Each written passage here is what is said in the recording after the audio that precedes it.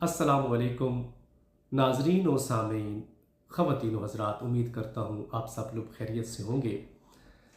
आज का खूबसूरत नातिया शेर, गुलों को चूम लेते हैं सहरनम शबनमी कतरे, नबी की नात सुन लें तो चमन मैला नहीं होता।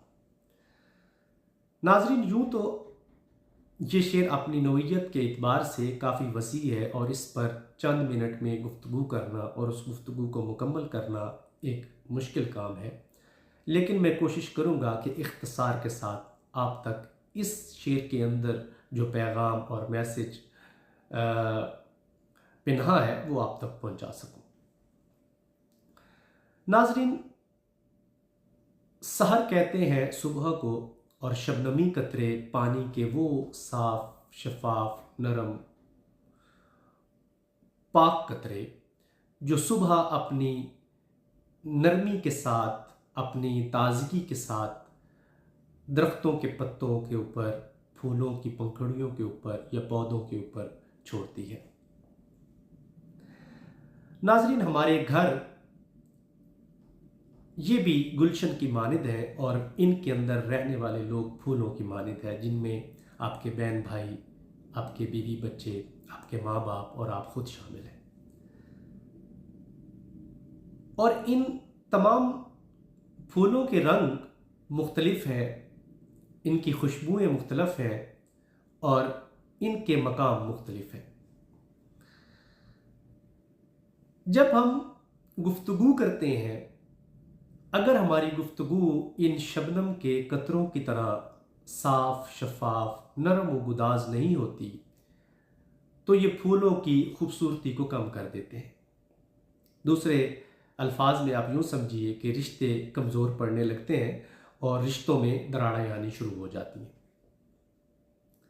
ये इसी तरह ही है कि अगर आप एक खूबसूरत फूल ले लें और उस फूल के ऊपर आप स्याही फेंक दें तो आप देखिएगा कि उसकी खूबसूरती ख़त्म हो जाएगी।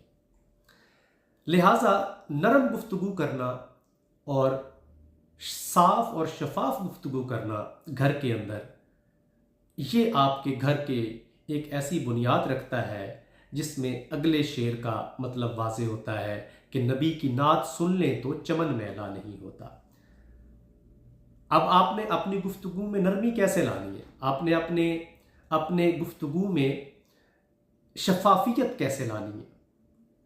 नाज़रीन, वो हमारे सामने नबी अलैहिस्सलातु वस्सलाम का उसवा हसना है, उनकी गुफ्तगू मुबारक है, उनके फरामीन हैं।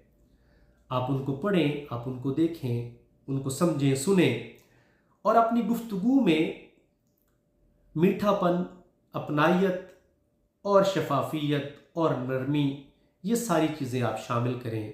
यकीन कीजिएगा कि आपका घर जो एक गुलशन है उसके अंदर जो फूल हैं वो खिलखिला उठेंगे, उनके अंदर महक आ जाएगी और आपका घराना इतना खूबसूरत हो जाएगा कि आपके घर में सुकून की फ़िज़ा होगी और हर कोई आपके घर की तारीफ़ करेगा।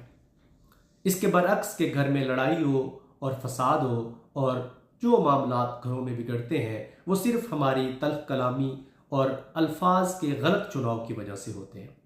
मैं उम्मीद करता हूँ कि इस शेर का मतलब या मैसेज किसी हद तक मैं आप तक पहुँचा सका हूँ। मुझे अपनी दुआओं में याद रखिएगा। अस्सलामु अलैकुम।